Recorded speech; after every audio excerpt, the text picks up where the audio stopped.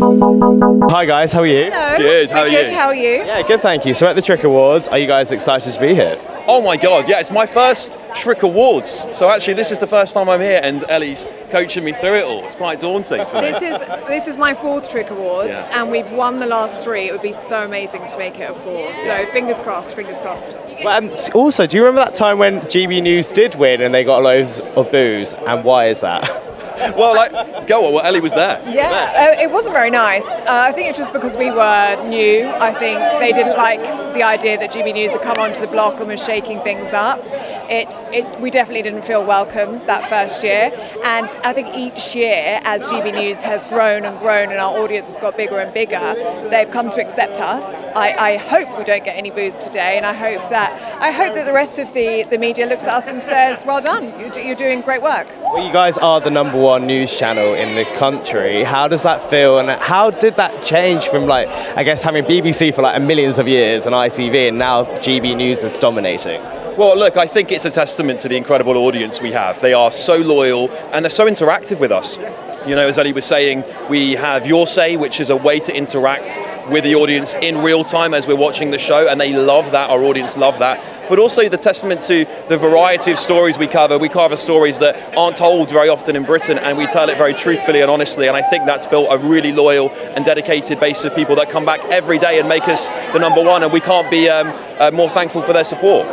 I think there's a lot to say as well for GB News being a startup, and I think if you're a startup, you'll know all about this. You are hungry. You know, it's a team that is prepared to put in the hours, put in the work, prove people wrong, and I think when you get all of those people together in one newsroom, you create something special. You do. Well, you hope we do anyway. Yeah. And you guys have had great guests over the years as well. Who have you enjoyed meeting and interviewing? Oh my goodness! I mean, we've had so many people on. I mean, you've been on Breakfast for a really long time, so I guess you'll have a better idea of it. But actually, you know, it's the real people for me.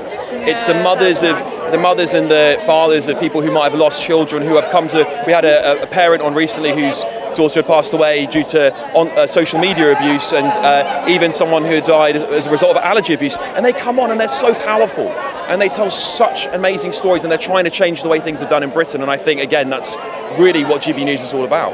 Yeah, it feels like a massive privilege when people trust us with their stories.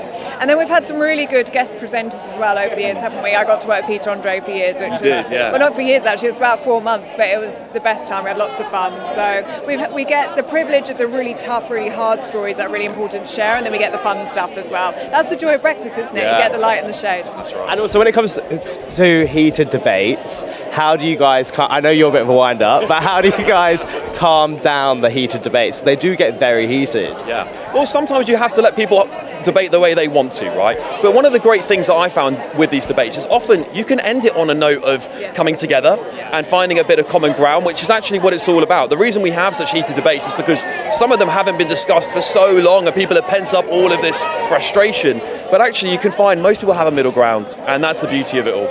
I think one thing that strikes you when you're in the green room is how well everyone gets along. So even if you have the fiery debate on air, everybody will just be in bits of laughter in the breaks, won't they? Right. So I think you can always find humour in everything. And I think trying to find humour and trying to find light, things that we have in common is better than anything that could possibly divide us. And before you guys go, if you could have one guest from any country on the show, on your show tomorrow, who would you have? Oh, that's such a tough question.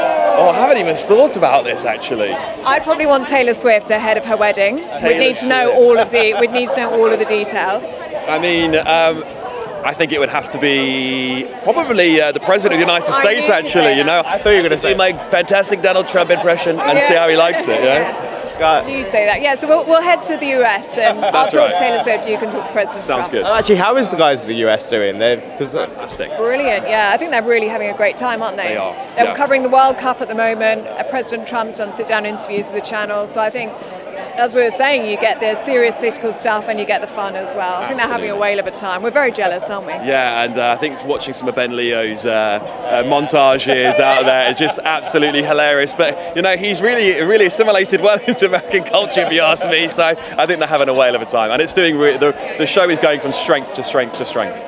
Guys, thank you so much and enjoy today. Thank so you. nice to chat to you again.